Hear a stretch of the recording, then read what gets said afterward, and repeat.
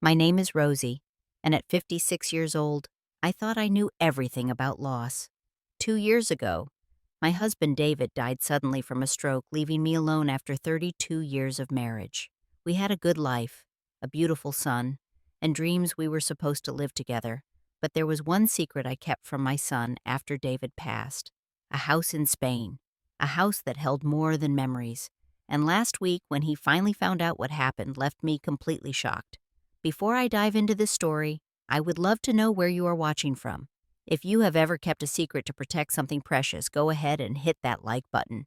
And please subscribe, because what I'm about to share will show you that sometimes silence can be the most powerful choice you will ever make. Now, let me tell you why I kept that house a secret and what happened when my son finally found out. David and I met in Boston when we were both 24 years old. I was working as a nurse at Massachusetts General Hospital, and he was a young architect with big dreams and an even bigger heart. We fell in love fast, the kind of love that feels easy and right from the very first moment. We got married 2 years later, and a year after that, our son Kyle was born. Kyle was our only child, and we poured everything we had into raising him. David worked long hours on construction projects across New England, designing buildings that still stand today. I worked the night shift at the hospital so I could be home with Kyle during the day. We were not rich, but we were comfortable. We had a modest home and a quiet neighborhood, family vacations every summer, and the kind of stable, predictable life that felt like a blessing.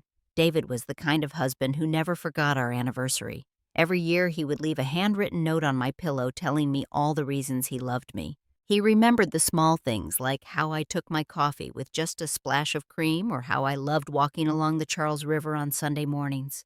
He was steady, reliable, and deeply kind, and I loved him with every piece of my heart. When Kyle was 17 and getting ready for college, David came home one evening with a sparkle in his eyes I had not seen in years. He had just finished a major project and earned a substantial bonus. Instead of putting it all into savings like we usually did, he sat me down at the kitchen table and said something that surprised me. He said he wanted us to dream a little. That dream started 5 years earlier in 2010 when David and I took our first trip to Spain. We had saved for years to afford that vacation, and we chose Valencia almost by accident. A friend had recommended it, saying it was beautiful and less touristy than Barcelona or Madrid. From the moment we arrived, we were captivated. The beaches were stunning, the architecture breathtaking, and the people welcomed us with warmth we had never experienced anywhere else. David stood on the balcony of our little rental apartment overlooking the Mediterranean and said, "Someday, I want us to have a place here." I laughed it off at the time. A house in Spain seemed like an impossible fantasy for two middle-class Americans. But David did not forget. And in 2015, when that bonus came through, he made it happen. He spent weeks researching properties online, emailing real estate agents, and learning about the process of buying property abroad. He found a small house, just 2 bedrooms painted white, with blue shutters, only 3 blocks from the beach. The price was $150,000, far less than anything comparable in the States. David showed me the listing one night, his face glowing with excitement. "This is it," he said. "This is our retirement dream. When I turn 60, we will spend half the year there. We will wake up to the sound of the ocean. We will learn Spanish. We will finally have time to just be together." I looked at the photos of that little house and felt something shift in my chest. It was not just a house. It was a promise of a future we would build together. We bought it. We put down the money, signed the papers, and became the owners of a little piece of Valencia. David set it up to be rented out through a vacation rental service to cover the maintenance costs and property taxes. The income was not much, but it kept the house running without us having to dip into our savings. We did not tell Kyle. He was busy with college applications and his own life, and we wanted this to be our secret, our dream, something just for us. For the next few years, everything felt perfect. David would check the rental bookings every month, smiling when he saw the calendar filling up. We talked about retiring early, about the life we would have in Valencia. We even started taking Spanish lessons together online, laughing at our terrible accents. Those were some of the happiest years of our marriage. And then, without warning, it all ended. 2 years ago, on a Tuesday afternoon, David collapsed at his office. A massive stroke. By the time the ambulance got him to the hospital, it was too late. He was 58 years old. We were supposed to have decades left. We were supposed to grow old in that house by the sea. Instead, I was planning his funeral. Kyle flew home from New York immediately. He took charge of everything, organizing the service, handling the paperwork, supporting me when I could barely stand. In the weeks that followed, we went through David's things together: his clothes, his books, his files. Kyle found the will which David had updated just a year earlier. It was straightforward. Everything went to me: the house in Boston, the savings accounts, the retirement funds, and the house in Spain. I remember the moment I realized Kyle did not know about Valencia. He was going through the financial documents and he never mentioned it. The house was listed in the will, but Kyle was moving so fast, so focused on getting everything in order that he must have missed it. Or maybe he saw it and assumed it was a typo. Either way, he did not ask, and I did not tell him. I thought about it. I almost said something a dozen times, but every time I opened my mouth, something stopped me. Maybe it was grief. Maybe it was the need to hold on to something that was just mine and David's. Or maybe deep down I already knew I wanted to do something different with that house, something David would have loved. So I kept quiet. I let Kyle finish organizing the estate. I signed the papers. I accepted condolences. And I kept the house in Spain to myself. It was not greed. It was not deception. It was something else entirely. It was the beginning of a plan I did not even know I was making yet. The first year after David died was the hardest of my life. I retired early from the hospital. I could not handle the night shifts anymore, could not focus on taking care of others when I was barely holding myself together.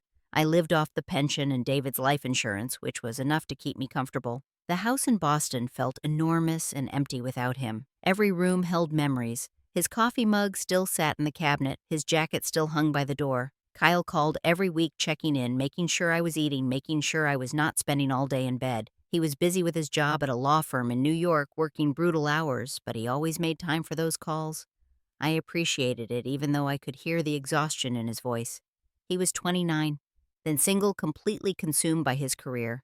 I worried about him, but I told myself he was young. He had time to find balance. To fill my days, I started volunteering at a community center in my neighborhood. I helped with literacy programs, organized food drives, taught basic computer skills to seniors. It gave me purpose when I felt like I had none. And it was there about 6 months after David's death that I met Maria. Maria was 35 years old, originally from Syria. She had come to the United States 2 years earlier as a refugee with her 2 young children, Amir and Layla. Her husband had been killed in an airstrike in Aleppo. She had fled with nothing but her children and the clothes on their backs, traveling through Turkey and eventually resettling in Boston through a refugee program. When I met her, she was struggling. Her English was limited. She was working 2 part-time jobs, cleaning houses, and she was raising her kids in a tiny 1-bedroom apartment in a rough part of town. I started helping Maria with her English. We met twice a week at the community center, going through basic grammar and vocabulary. But we became more than teacher and student. We became friends. Maria told me about her life in Syria, about the home she lost, about her husband, who had been a teacher. She told me about the fear of raising children in a war zone, about the desperate journey to safety, about the guilt of being alive when so many others were not.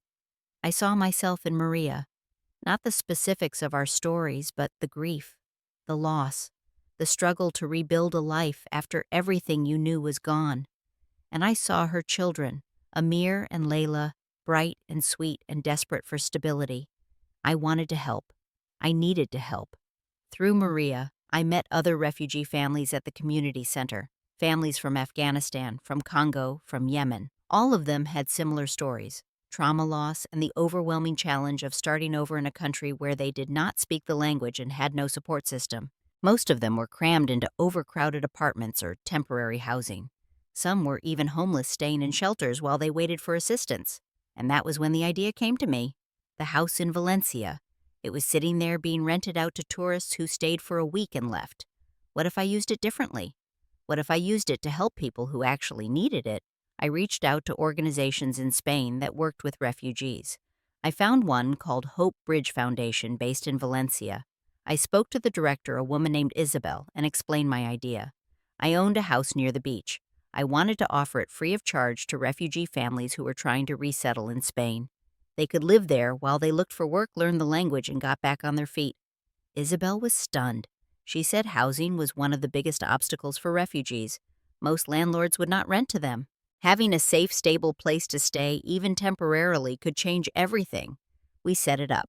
The house would be available to families for 3 to 6 months at a time, giving them enough stability to find jobs and permanent housing. Hope Bridge would handle the logistics, screening families, and providing support services. I would cover the utilities and basic maintenance costs out of my savings. It was not charity in the traditional sense. It was something more personal. It was a way to honor David, to turn our dream into something that mattered. The first family moved in 8 months after David died, a couple from Afghanistan with 3 children.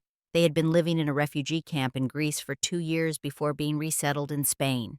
They stayed in the house for 5 months. The father found work as a mechanic. The mother started taking language classes. The children enrolled in school. By the time they moved out into their own apartment, they sent me a letter with photos.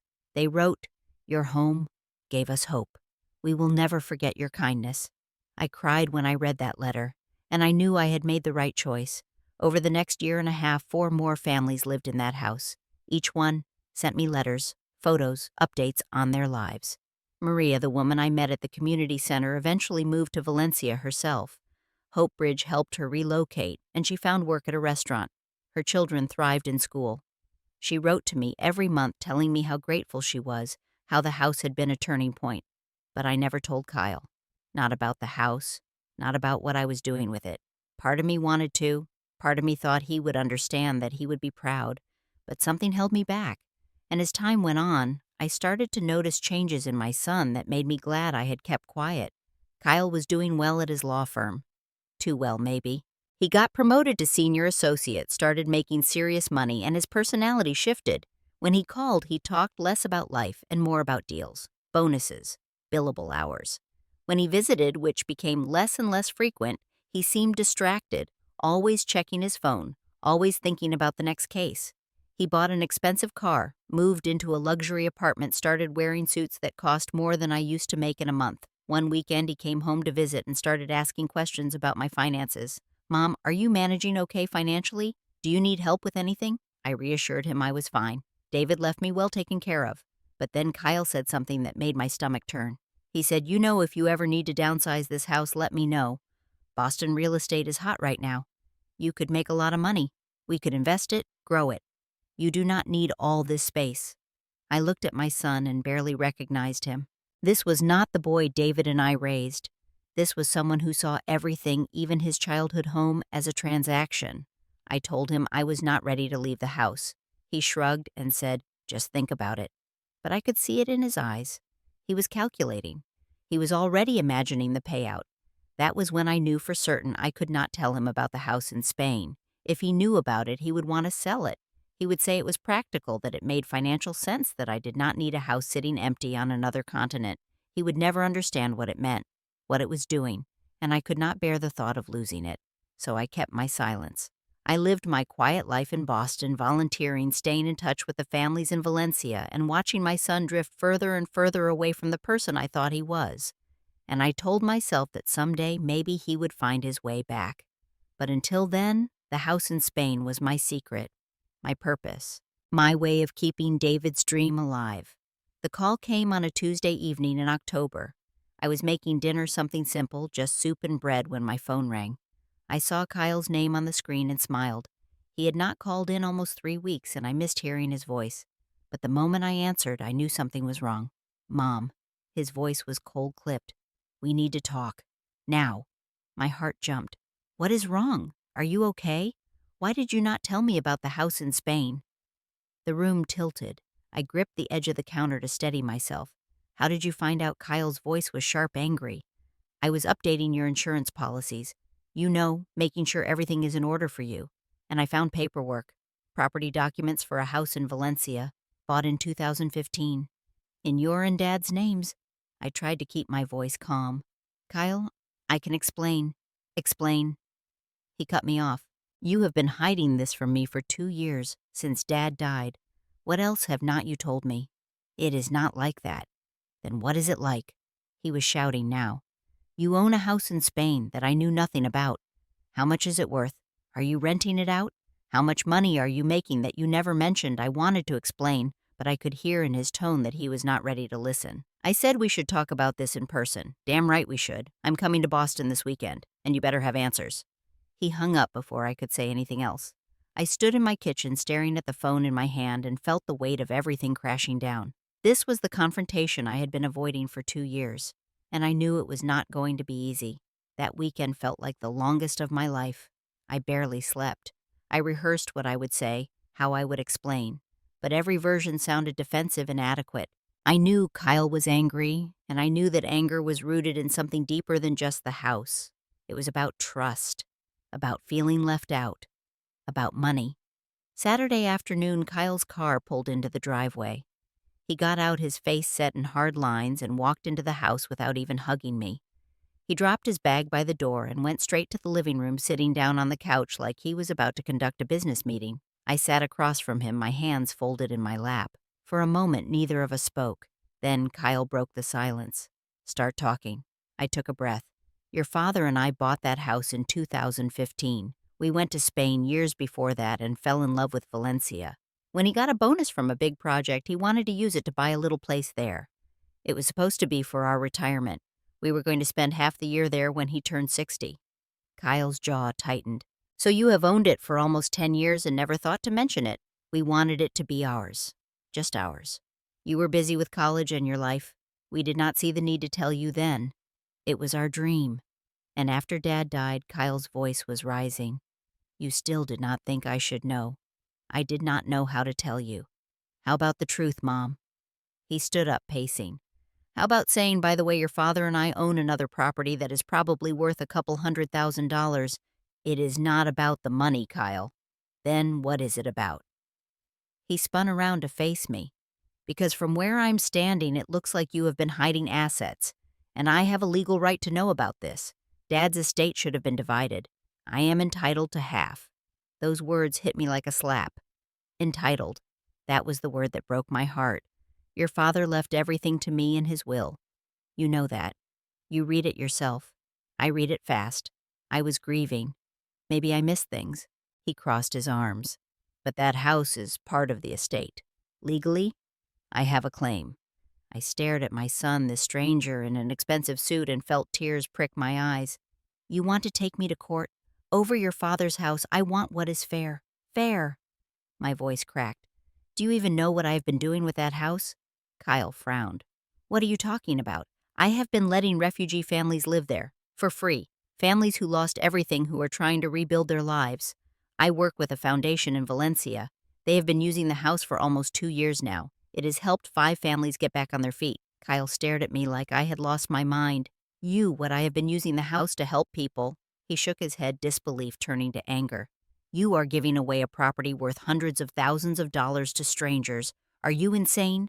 They are not strangers. They are people who need help. Mom, that house could be sold. We could split the money. I have plans, investments. Do you have any idea how much capital that could free up capital?" I repeated the word slowly. "Is that all you see, money? It is called being smart, Mom. It is called not being naive." He ran his hand through his hair, frustrated. "You are letting your emotions cloud your judgment. Dad is gone. Dreams do not pay bills. You need to think practically." I stood up, my whole body shaking. "Your father would be ashamed of you right now." Kyle froze. "Do not. No. I will say it. You have turned into someone who only cares about money. You have forgotten what matters. Family, kindness, helping others. Your father and I did not raise you to be like this." Kyle's face went red. "You do not get to judge me. I work hard. I have built a career. I am successful. And lonely," I said quietly. And hollow. The silence that followed was deafening. Kyle grabbed his coat. "I want you to stop this charity thing. List the house for sale, or I will get a lawyer and force you to." He walked out, slamming the door behind him. I stood in the empty living room and cried, not just for the fight, but for the son I felt like I was losing. After Kyle left, I did not hear from him for 3 days. Then an email arrived, cold, formal, written like a legal document. He had attached information about real estate lawyers who specialized in estate disputes. He wanted me to cooperate in listing the house for sale. He said it was the rational thing to do. I read that email 5 times, and each time it hurt more. This was my son. The boy I had rocked to sleep, the teenager I had helped with homework, the young man I had cheered for at his law school graduation. and now he was threatening to sue me. But I was not going to give up without a fight. Not for myself, but for the families who needed that house, for David's memory, for the values we had tried to instill in Kyle that seemed to have vanished. I called my old friend Helen. She had been a lawyer before retiring, and though we had lost touch over the years, I knew she would help me. We met for coffee, and I laid out the whole situation. Helen listened carefully, then asked to see David's will. After reviewing it, she looked up at me. "Rosie, legally you are in the clear. David left everything to you. Kyle has no claim unless he challenges the will in court, which would be expensive and time-consuming, and honestly, he would probably lose. You have every right to do what you want with that house." I felt a small relief, but it did not solve the real problem. I do not want to fight him in court. He is my son. Helen nodded. Then maybe you need to show him why you are doing this. Sometimes people change when they see the impact of their actions, or in this case, when they see the impact of your actions. What do you mean? Take him to Spain. Let him see what the house is being used for. Let him meet the families. Let him understand. I thought about it. It was risky. Kyle might refuse. He might go and still not care. But it was the only chance I had to reach him.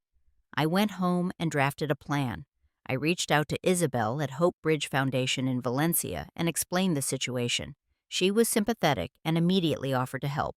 "We can arrange for Kyle to meet the families," she said. "We can show him the work we do. If he has any heart left, it will reach him." I also reached out to Maria, who is now living in Valencia with her children. I told her what was happening. She wrote back immediately. "Ms. Rosie, bring your son here. Let me tell him what your house meant to us. Let me show him what real wealth looks like." With everything in place, I called Kyle. It took him 2 days to answer. When he finally picked up, his voice was guarded. "What do you want, Mom? I want you to come to Spain with me." There was a long pause. "What I want you to see the house. I want you to see what it is being used for. Come with me for 1 week. After that, if you still want to sell, we will talk." Why would I do that? Because you owe it to your father, and because you owe it to yourself. Please, Kyle, just 1 week.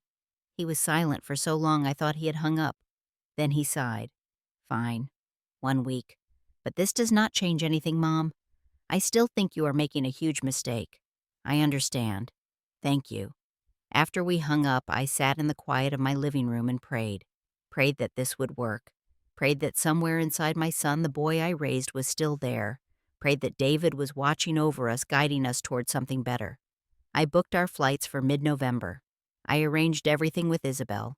I packed my bags with a mix of hope and dread. I did not know if this trip would save my relationship with Kyle or destroy it completely, but I had to try. For David, for the families, and for my son's soul. I had to try. The flight to Spain was tense. Kyle barely spoke to me. He sat in his seat working on his laptop, responding to emails, acting like this was just another business trip. I tried to make small talk, but he gave me one-word answers. I finally gave up and looked out the window, watching the clouds pass below us, wondering if I had made a terrible mistake. We landed in Valencia on a Thursday morning. The sun was shining, the air warm and salty from the sea. I rented a car and we drove through the city toward the house. Kyle stared out the window, his expression unreadable. When we pulled up to the little white house with blue shutters just 3 blocks from the beach, he finally spoke. "It is nice. Could probably sell for at least $200,000 now, maybe more with the market." I did not respond. I unlocked the door and we went inside. The house was clean, simple, filled with light from the large windows. It was currently empty as the last family had just moved out into their own place the week before. I had fresh linens on the beds and I had stocked the kitchen with groceries. "We will stay here for the week," I said. "Tomorrow you will meet Isabel from Hope Bridge Foundation." Kyle nodded, already on his phone again. Whatever. That night we ate a quiet dinner. I tried to talk about the neighborhood, about the beach, about the history of Valencia. Kyle was polite but distant. After dinner, he went to his room and closed the door. I sat alone on the small patio, listening to the sound of the waves in the distance and hoped tomorrow would be different. The next morning, Isabel arrived at 9. She was a warm, energetic woman in her early 50s with kind eyes and a firm handshake.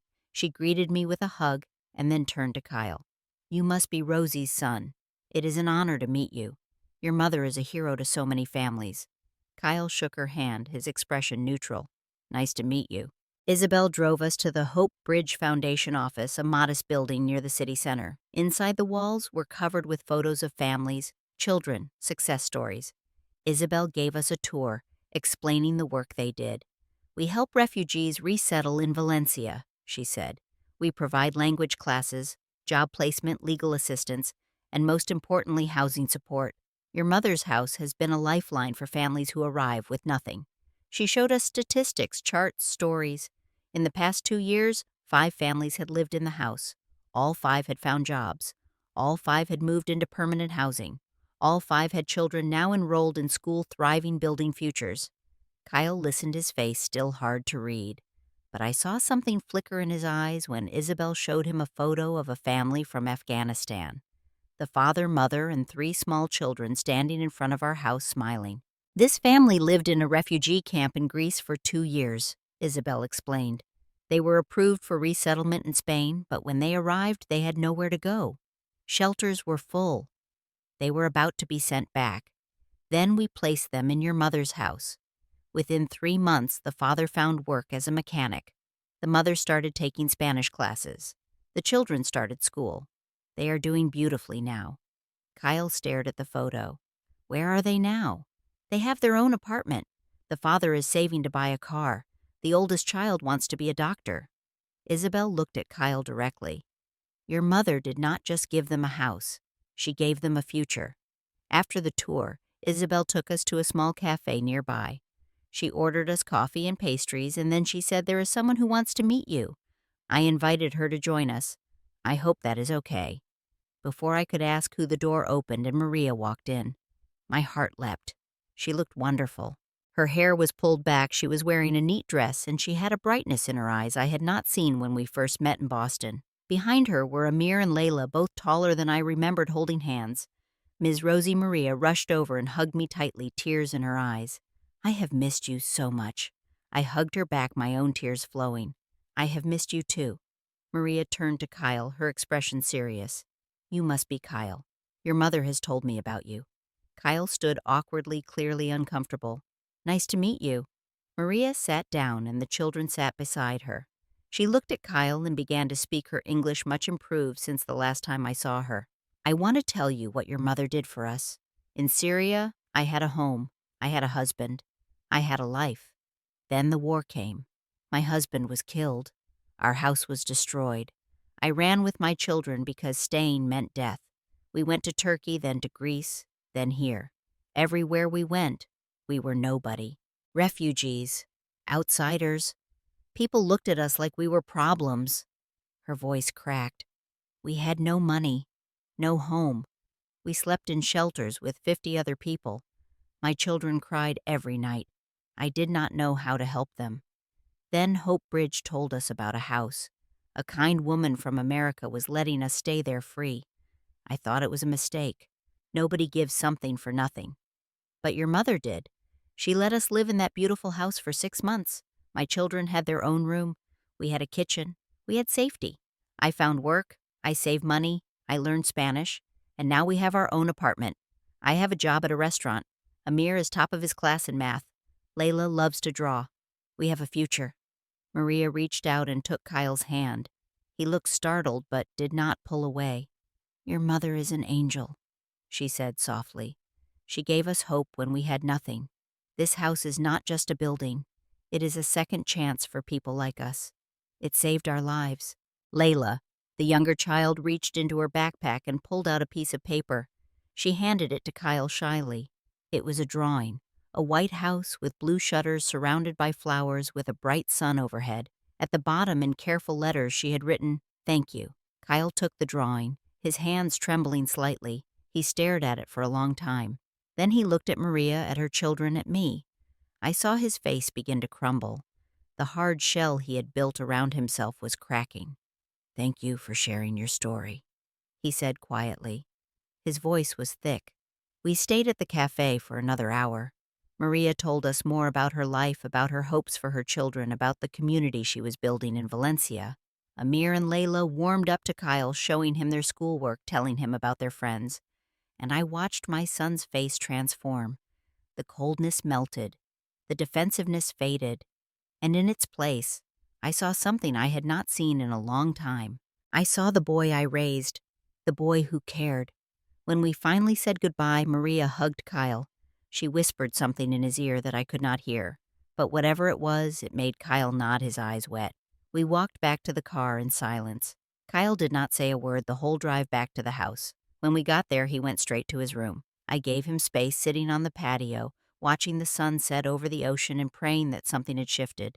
That night, long after dark, Kyle came out and sat beside me. We sat in silence for a while, listening to the waves. Then he spoke. "Mom, I am sorry."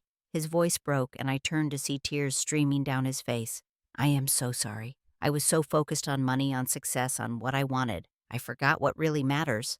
When I saw Maria and her kids, when I heard what they went through, I felt so ashamed. I have everything, and I was going to take this away. I was going to take away the one thing, giving people hope." I reached over and took his hand. "It is okay, sweetheart." "No, it is not." Kyle shook his head. "I threatened to sue you. I treated you like a business deal. I forgot who you are, who Dad was, what you both taught me." He looked at me, his face full of pain. "I miss him, Mom. I miss Dad so much. And when he died, I did not know how to handle it. So I buried myself in work. I told myself that success would make it hurt less, but it just made me empty." I squeezed his hand. "Your father would understand, and he would be proud of you for realizing this." Kyle wiped his eyes. "What can I do to help?" I smiled. "What do you want to do?" He thought for a moment. "I want to support what you are doing. Maybe I can help with legal work for the foundation pro bono. And I want to contribute money, set up a fund to help maintain the house cover costs. I want to be part of this." I felt my heart swell. That would mean everything. We sat together on that patio, father and son reunited in spirit, and I felt David's presence around us. The house in Spain had done what I hoped it would. It had not just saved refugee families, it had saved my son. The rest of the week in Valencia was completely different. Kyle and I spent time at the beach talking for hours about everything. About David, about grief, about the pressure Kyle felt in his career, about the values we had tried to instill in him. He opened up in ways he had not since he was a teenager, and I listened, offering comfort and guidance when I could. Before we left, Kyle met with Isabel again. He offered to become a volunteer legal advisor for Hope Bridge Foundation, helping refugee families navigate the complex immigration and employment laws in Spain. Isabel was thrilled. She said they desperately needed someone with his expertise, and most lawyers charged fees the families could not afford. Kyle also set up a monthly donation from his salary to go directly to a fund for house maintenance and utilities. He wanted to make sure the house could continue helping families without putting a financial strain on me. It was generous, more than I expected, and it showed me that the Kyle I raised was truly back. On our last day, we visited Maria one more time. She and the children had prepared a small meal for us, a traditional Syrian dish she said her mother used to make. We ate together, laughing and sharing stories, and I saw Kyle completely at ease. He played with Amir, and Layla asked Maria about her dreams for the future and promised to stay in touch. As we were leaving, Maria pulled me aside. She said, "You saved more than one family with this house. You saved your son, too." I could see it in his eyes when he arrived. He was lost. Now he is found. I hugged her, tears streaming down my face. "Thank you," I whispered. "Thank you for helping me reach him." The flight back to Boston was different from the flight over. Kyle and I talked the whole way. He told me about his plans to cut back his hours at the firm to focus on pro bono work to find more balance in his life. He said he wanted to visit me more often to rebuild the relationship we used to have. When we landed and drove back to my house, Kyle stayed for a few extra days. We cooked together, went through old photo albums of David, and talked about the future. He told me he had been dating someone casually but had not let it get serious because he was too focused on work. He said he wanted to change that to open himself up to real connection again. Before he left for New York, he hugged me tight. "Thank you, Mom, for not giving up on me, for showing me what really matters. I am your mother," I said. "I will never give up on you." Over the next 6 months, Kyle kept his promises. He came home to visit once a month, staying for long weekends. He started working with Hope Bridge remotely, reviewing legal documents, offering advice on cases. He even flew back to Valencia over the summer to spend a week volunteering in person, helping families fill out paperwork and understand their rights. The house continued to serve families in need. 2 more families stayed there after we returned from our trip. Each one sent letters, photos, updates on their progress, and each time I shared them with Kyle. He kept Layla's drawing framed on his desk at work, a reminder of what truly mattered. Kyle also started changing other parts of his life. He began volunteering at a legal aid clinic in New York, helping low-income families with housing disputes. He cut back his hours at the corporate firm and started taking better care of himself. He even started dating someone seriously, a teacher named Grace, who shared his renewed values. When he introduced us over video call, I could see the happiness in his eyes. Real happiness, not the hollow success he had been chasing before. One evening, Kyle called me just to talk. We were chatting about nothing in particular when he said, "Mom, I have been thinking a lot about Dad lately, about the kind of man he was. And I realize now that the house in Spain was not just about retirement or vacations. It was about legacy, about doing something that mattered." I smiled, tears filling my eyes. Yes, that is exactly what it was. I used to think legacy was about how much money you made or how successful you were. Kyle continued, "But that is not it at all. Legacy is about the lives you touch, the people you help, the love you leave behind." Dad understood that, and you have been living it every day. "You understand it now, too," I said, "and that is all your father would have wanted." Kyle paused, then said, "I am proud to be your son, Mom, and I am proud of what we are doing with that house. Let us keep it going. Let us help as many families as we can." I could not have asked for anything more. My son had come back to me, not the boy he was, but the man I always hoped he would become, and it was all because of a little white house with blue shutters 3 blocks from the sea in a city where dreams and second chances lived side by side. It has been almost a year since that trip to Valencia. The house in Spain continues to be a haven for families rebuilding their lives. Kyle has helped 4 more families with legal issues, and his donations have allowed us to make some repairs and updates to the house, ensuring it stays comfortable and welcoming. I still live in Boston in the house David and I shared for so many years, but now it does not feel empty. Kyle visits regularly, and we have rebuilt the closeness we once had. Grace came with him for Thanksgiving, and I could see how much they care for each other. They are talking about getting engaged, and I could not be happier. I have stayed involved with Hope Bridge Foundation, attending their virtual meetings, corresponding with Isabel, and staying connected to the families who pass through the house. Each family's story reminds me why I made the choice I did, why I kept the house a secret from Kyle in the beginning, why I fought to keep it when he wanted to sell it. It was never about the money or the property itself. It was about honoring David's dream and turning it into something even more meaningful than we had originally imagined. Sometimes I think about what would have happened if I had told Kyle about the house right after David died. If I had been upfront about it, listed it for sale, split the money, we would both be a little richer financially, but we would be so much poorer in every other way. Kyle would not have had his awakening, the families would not have had their second chances, and David's legacy would have been reduced to a bank account. I have learned that silence is not always about secrets or deception. Sometimes silence is about waiting for the right moment, about protecting something precious until the time is right to reveal it. I kept that house quiet, not out of spite or greed, but out of hope. Hope that my son would find his way back to the values we raised him with. Hope that David's dream could become something beautiful. And I was right to hope. The other day I received a letter from a new family who just moved into the house. They are from Ukraine, a mother and her 2 teenage daughters who fled the war. The mother wrote, "We arrived in Spain with broken hearts and empty hands. Your house has given us shelter, peace, and the chance to start again. We will never forget this kindness." I read that letter to Kyle over the phone. He was quiet for a moment, then said, "Dad would be so proud of you, Mom." "I am so proud of you." "And I am proud of you," I said, "for finding your way back." As I sit here now, reflecting on everything that has happened, I realize that the greatest gift David ever gave me was not the house itself. It was the opportunity to show my son what truly matters, to teach him, even in death, the lessons that David lived by: compassion, generosity, the understanding that we are all connected and that helping others is the highest calling we can answer. So if you are watching this and wondering whether you should keep a secret, whether you should fight for something you believe in, whether you should take the harder path instead of the easier one, I want you to know this. Sometimes the hardest choices lead to the most beautiful outcomes. Sometimes protecting what matters means standing alone. And sometimes silence, the right kind of silence, can be the most powerful act of love. I kept that house in Spain a secret, and I am so glad I did, because in keeping it quiet, I saved more than refugee families. I saved my relationship with my son. I saved his soul, and I kept David's dream alive in a way that continues to change lives every single day. Now I want to hear from you.